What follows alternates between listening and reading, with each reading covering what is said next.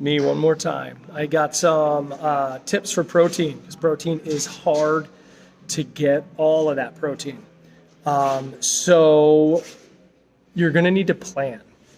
Until you have a plan and until you're comfortable with it, you're going to have to supplement, right? So supplement with some protein powders or some protein bars.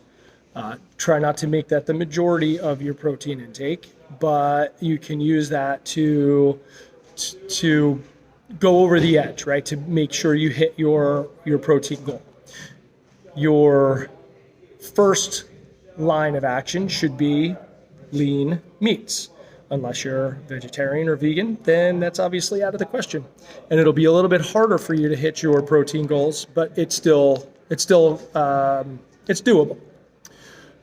So here are some good protein sources with some high protein content per ounce. Chicken breast is great, low fat, right? Turkey is great. Ground turkey is fantastic. Again, low fat. Canned tuna, low fat, high protein. Those three can get pretty boring, so you're going to want to spice those things up. You're going to want to make them tasty. Have them with dishes that have flavorful vegetables and some tasty carbs. Eggs are good. They're like the perfect little package of protein and fat, and it's a great recovery food. Cottage cheese is a high protein cheese. Greek yogurt, and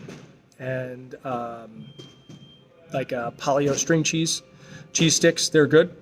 With cottage cheese and Greek yogurt, be careful to try and avoid the added sugar varieties. If you need to get a little flavor in there, put some fresh fruit in.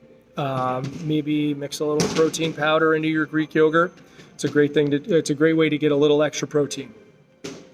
And again, spice it up. Make sure that you're making some variety with those. If you're looking for plant sources, I guess this thing called seitan, S-E-I-T-A-N, that is made from gluten. It is all gluten, really high protein content though.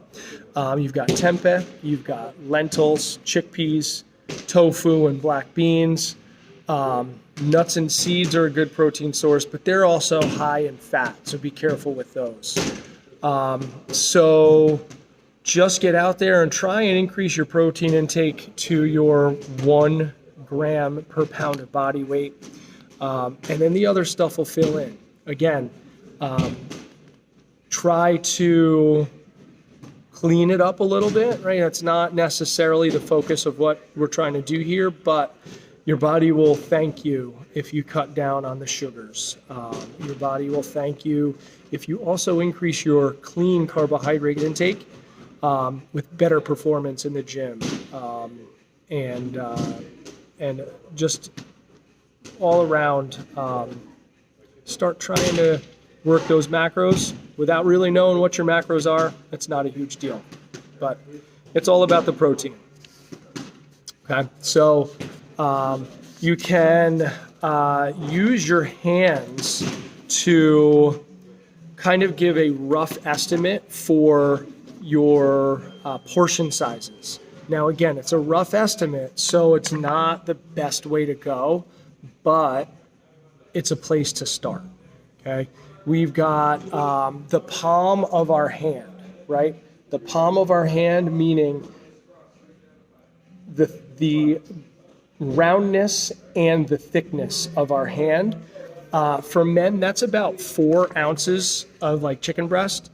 And for women, that's about 3 ounces. Some of us have larger, some of us have smaller hands, right? So that's probably not the best way to do it, but it's a good start. Okay, your thumb, if you were to chop your thumb off at the bottom knuckle, that's about 1 ounce. Right, so you can use that gauge in a pinch, but the best thing to do is to measure, right? To weigh and measure your food, at least your protein, right? Just to start to get an idea of your intake. Okay, it's hard, but it'll be rewarding in the end. Any questions? Please ask.